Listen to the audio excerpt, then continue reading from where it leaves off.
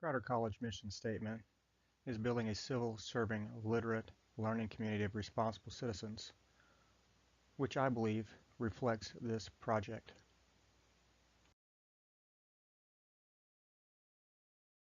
For this project, we broke it down into 5 separate parts, including project identification, our analysis of why do we need to do this project, our logistics, which included planning and what we would need for the project, the actual physical implementation and completion of the project, and then our final assessment, including self-evaluation of how we did.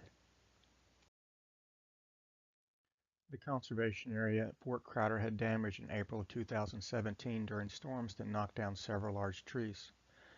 This area is heavily used by hunters, bird watchers, hikers, and other members of the community. The trees were unstable and would have attracted children to play on them.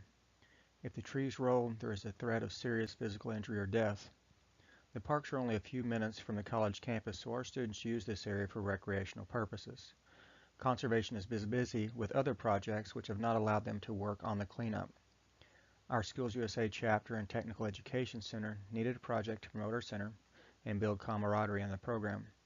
In discussing this with the director and other instructors, this project appeared to support a community service project that would help the most people and satisfy our CTSO.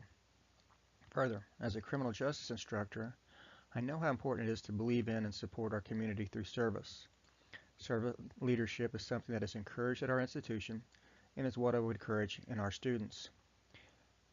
During our professional development, we talk about characteristics of a servant leader, which include listening, empathy, healing, awareness, persuasion, conceptualization, foresight, stewardship, commitment to the growth of people, and building community.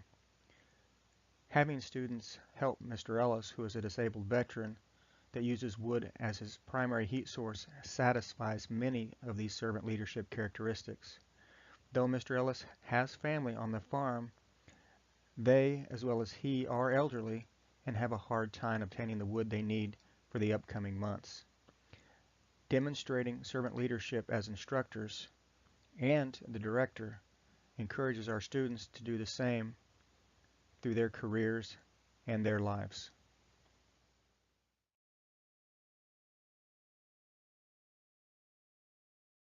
As all of us know, coming up with a good idea sometimes is the easiest part.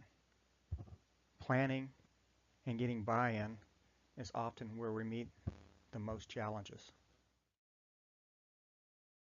As I knew that we would also be using this project for our Skills USA Career Pathways, I enlisted the help. As you can see, we were working with very large trees that we'd be participating, chainsaws, in the projects this fall, tractors, and in the spring leadership conference, and other heavy equipment. This involved them creating their own flyer and recruiting students. It was decided that all the instructors would be using our chainsaws, but students, many of whom are familiar with cutting wood, would help with the splitters, loading and unloading the trucks.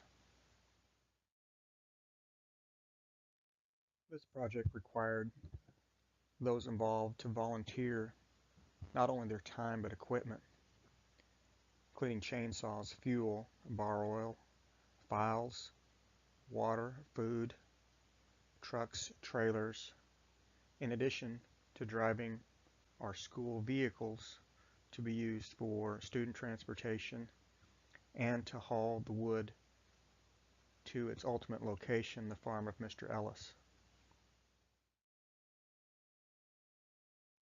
As with all things involving state-owned property, you must get the proper permissions, which are relatively easy in the case of a cleanup at a conservation area. You need to remember to keep this with you should you be checked by conservation and/or any other law enforcement.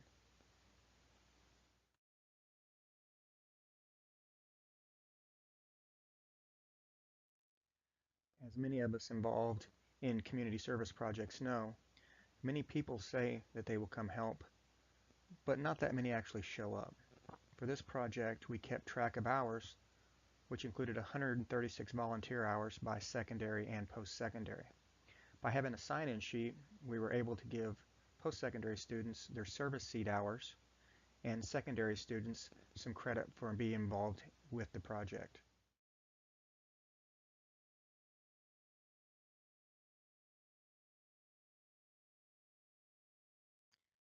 When you have a sunrise, like what we see in this picture, you realize that you're doing the right thing at the right time for the right people.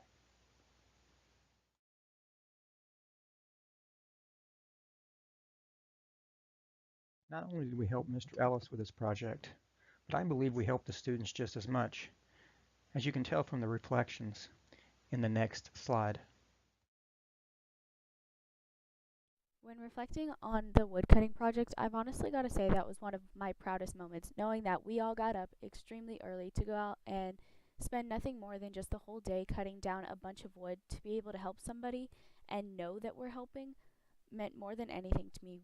May have spent all day long working our butts off, but that hard work wasn't just wasted. It was put to good use to be able to help a gentleman be able to keep his whole family warm for the winter. This woodcutting project was a really good opportunity.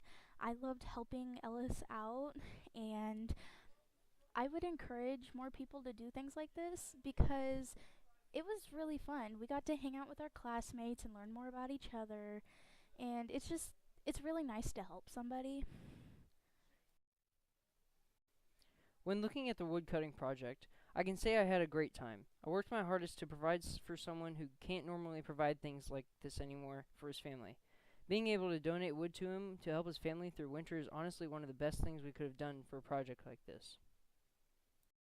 This woodcutting project was a good experience for everybody. I encourage more people to help out neighbors.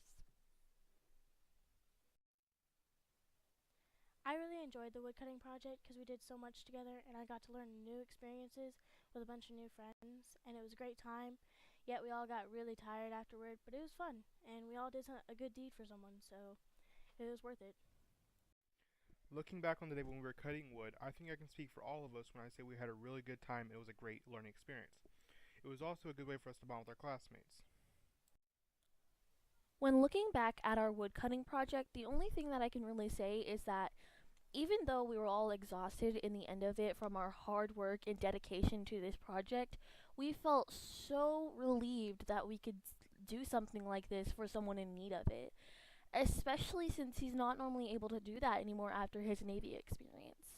Mr. Ellis is probably one of the best men that you will ever meet in a short period of time and be able to do something like this for, and that will show his gratitude through letting you sit down and talk to him while unloading wood and be able to let you take pictures with him and be able to just get to know him as a person. And me speaking from experience of getting to know him, he is a wonderful man and he gave up half his life to be able to let us live our lives freely.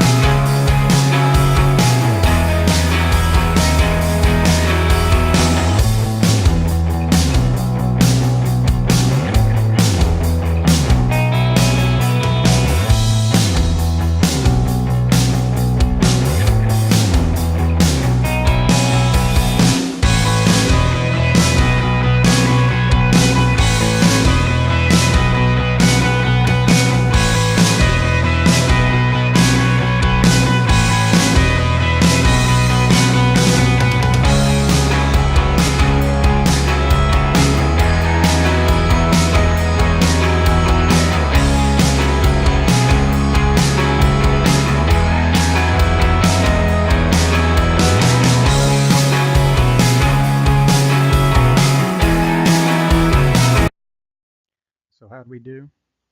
I would say we did great.